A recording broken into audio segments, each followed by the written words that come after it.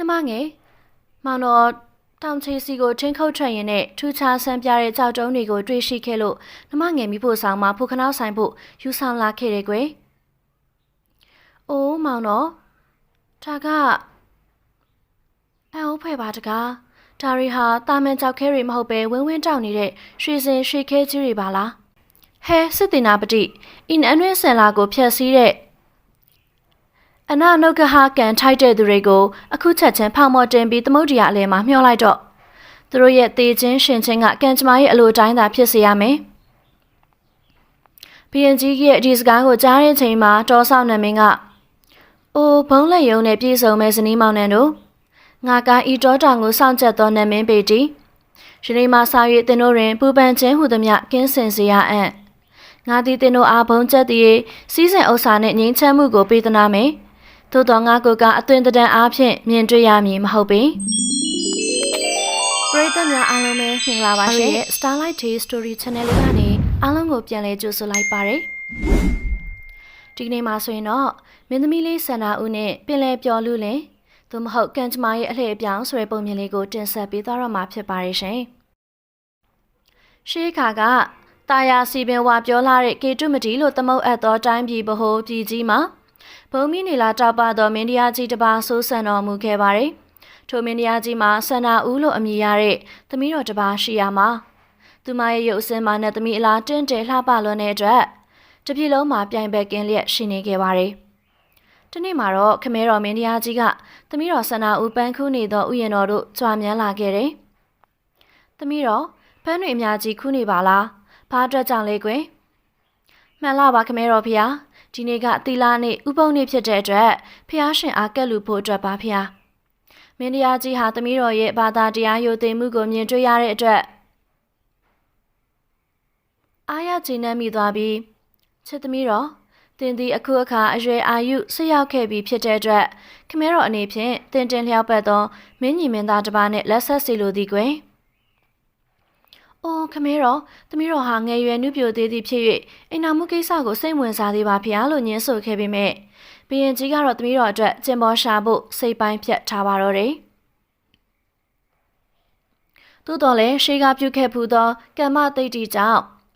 မင်းသမီးလေးဟာနန်းတော်မှာခါစားနေတဲ့မောင်မောင်လို့အမည်ရတဲ့အစင်ရသားလူလင်တူနဲ့မြစ်တာမျှခဲ့တယ်။မင်းသမီးလေးဟာနန်းတွင်းကုံဒရက်ကိုမေ့လျော့ပြီးထိုလူလင်နဲ့တိတ်တဆိတ်ဆုံတွေ့နေသည်ကိုမင်းချင်းတို့သိရှိသွားတဲ့အခါမှာတော့ဘီရင်ကြီးထံတော်ဦးတင်ကြပါတော့။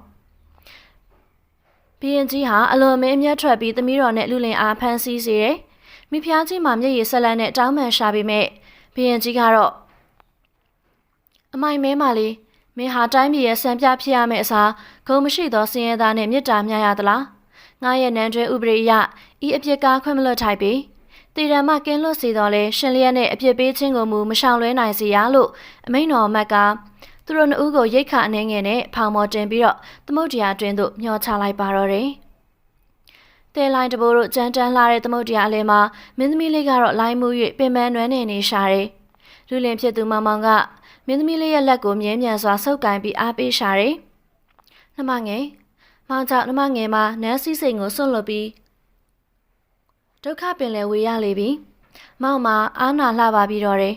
။မောင်တော်ရဲ့မောင်တို့အပြစ်မဟုတ်ပါဘူး။ဒါဟာကျမတို့ရဲ့ရှေးရည်ဆက်ကြောင့်သာဖြစ်ပါတယ်။ကျမကတော့မောင်တို့အနာမှာရှိနေရရင်ဘလို့ဆင်းရဲဒုက္ခမျိုးကိုမဆိုရင်ဆိုင်ဖို့အသင့်ပါပဲ။ရပောင်းများစွာမျောပါပြီးတဲ့နောက်ဆုံးမှာဆိုရင်တော့လူသူမနီးတဲ့စိမ့်လန်းဆိုပြေလာတဲ့ကျွန်းကြီးတစ်ကျွန်းတို့ရောက်ခဲ့ပါတော့တယ်။သူတို့နှစ်ဦးဟာအကျွန်းပေါ်မှာပဲတဲငယ်တဆောင်ဆောက်လုပ်ကသတိဝလံများစိုက်ပျိုးစားတောက်ရင်းနဲ့နေထိုင်ကြရတယ်။မင်းသမီးလေးကတော့နေ့စဉ်မပြတ်ရတနာ၃ပါးကိုဥထိတ်ထားပြီးကျွန်းဆောင်နယ်မင်းတို့အားဆွတောင်းမြတ်တာပို့သခဲ့တယ်။ထိုတရားကြောင့်ပဲကျွန်းဆောင်နယ်မင်းကအိမ်မက်မှာကိုထင်ပြကသူတို့အားဆောင်မကြည့်ရှုမယ်။ငင်းချမ်းမှုနဲ့စီးစိမ်ကိုပေးသနာမယ်လို့ကတိပြုခဲ့တယ်။အိုးဘုံလက်ယုံနဲ့ပြေဆုံးမဲ့ဇနီးမောင်နှံတို့ငါကဤတော်တောင်ကိုစောင့်ကြက်သောနတ်မင်းပေတီယနေ့မှစာ၍တင်တို့တွင်ပူပန်ခြင်းဟုသည်မြကင်းစင်စေရအံ့ငါသည်တင်တို့အားဘုံချက်သည်စီးစိမ်ဥစ္စာနှင့်ငင်းချမ်းမှုကိုပေးသနာမယ်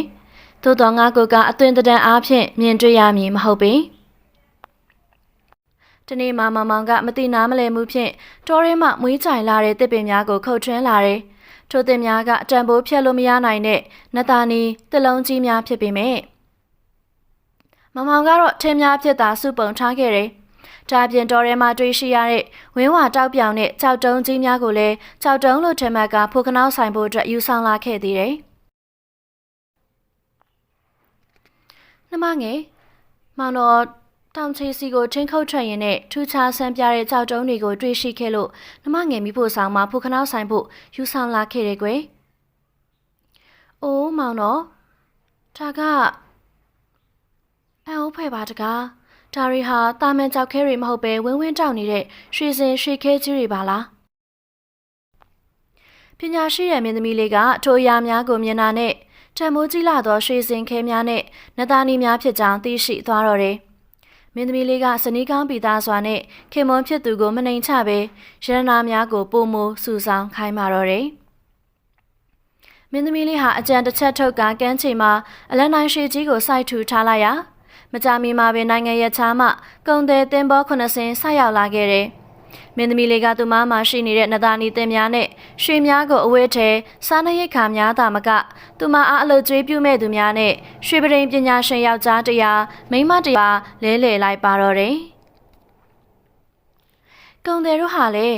ကဘာပေါ်မှာရှားပါလာတဲ့ရွှေစင်ခဲများနဲ့နတာနီများကိုရရှိတဲ့အတွက်ဝမ်းမြောက်ဝမ်းသာစွာနဲ့ပဲမင်းသမီးလေးလိုလားသမျှကိုဖြည့်ဆည်းပေးခဲ့ကြတယ်။မကြာမီမှာထိုကျွန်းကြီးဟာရွှေပင်လုပ်ငန်းများစိုက်ပျိုးရေးခြံများနဲ့စီကားသောရွာကြီးများဖြင့်ပြည့်နှက်ကတစားတိုင်းမြင့်ငယ်လေးတစ်ခုအသွင်ပြောင်းလဲလာခဲ့ပါတော့တယ်ရှင်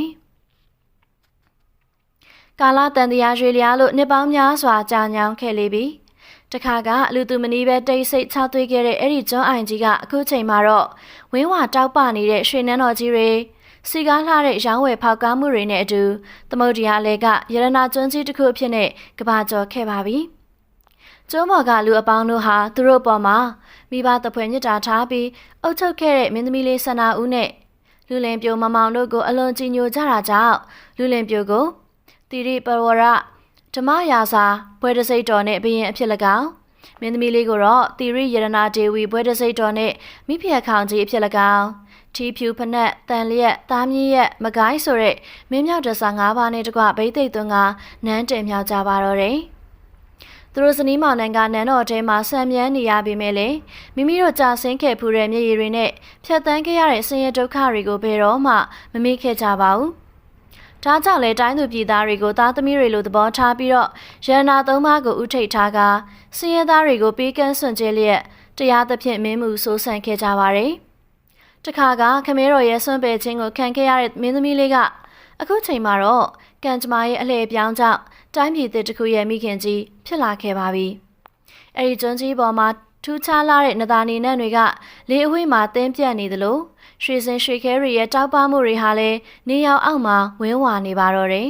။ဒါကစစ်မှန်တဲ့မေတ္တာတရားနဲ့သစ္စာတရားကိုလက်ကင်ထားပြီးတော့ဘလို့ဆင်းရဲဒုက္ခမျိုးကိုမဆိုအားမလျော့ပဲရင်ဆိုင်ကြော်ဖြတ်ခဲ့ကြတဲ့သူရဲကောင်းနှစ်ဦးရဲ့အောင်ပွဲပဲဖြစ်ပါရဲ့ရှင်။လူတို့ရဲ့ဘဝမှာကံကြမ္မာဆိုတာစိုးကျင်စိုးနေပါလိမ့်မယ်။ဒါပေမဲ့ကိုယ့်ရဲ့စူးစမ်းအားထုတ်မှုရိုးသားမှုနဲ့မေတ္တာတရားသာခိုင်မြဲမယ်ဆိုရင်တော့ဒီနေ့မှာတော့ကြောက်ခဲကရွှေဖြစ်လာပြီးဖောင်မျောခံရတဲ့ဘဝကနေနန်းတင်ခံရတဲ့ဘဝအထိမြမတောက်ပလာနိုင်ကြောင်းဒီပုံမြင်လေးကသက်သေထူနေပါတော့တယ်။ပုံမြင်လေးကတော့ဒါပါပဲရှင်။ပရိသတ်တို့လည်းကိုယ့်ရဲ့ကံကြမ္မာကိုကိုယ်တိုင်လှပအောင်ထုစစ်နိုင်ကြပါစေဆိုတဲ့နှုတ်ဆက်စကားလေးနဲ့အဆုံးသတ်လိုက်ရင်းနဲ့ပရိသတ်များအားလုံးကောင်းသောညလေးကိုနိုင်ကြပါစေရှင်။